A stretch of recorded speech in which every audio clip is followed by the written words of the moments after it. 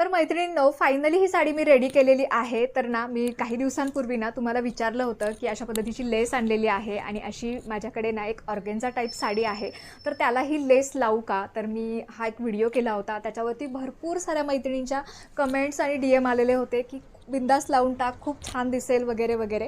आणि नंतर आहे ना मग मी चौकशीही केली बाहेर लेस कुठे लावतात वगैरे साडीला, पण सध्या लग्नाचा सीझन चालू होता त्याच्यामुळे कुठेच अवेलेबल नव्हतं हे लेस लावायला.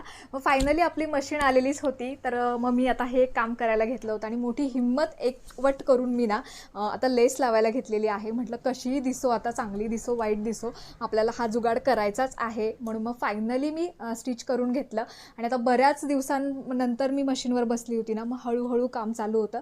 आणि लेस लावणं खरंच अवघड काम आहे. त्याच्यामुळे खरं तर बाहेरचे टेलर घेत नसावेत बहुतेक, म्हणून ही साडी इतके दिवस पडली माझी. आणि फायनली आता आपली साडी रेडी झालेली आहे. आणि लुक कसा, तर साडी तर एक नंबर रेडी झालेली आहे. तुम्ही बघू शकता साडीचा लुक अगदीच चेंज झालेला आहे. आणि मॅचिंग वेल्वेटचा जर ब्लाऊज याच्यावरती आपण घातला ना सेम लेस वगैरे लावून, तर एक नंबर लुक येणार आहे.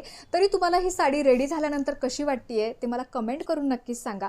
तर अशा पद्धतीने ना आपल्या काही जुन्या साड्या असतील ना, ज्या की आपल्या ठेवणीत गेलेल्या असतील, तर त्याला आपण अशा पद्धतीचा नवीन लुक लेस वगैरे लावून देऊन नवीन लुक देऊ शकतो असं मला वाटतं. व्हिडिओ आवडला असेल तर लाईक, कमेंट, शेअर नक्की करा.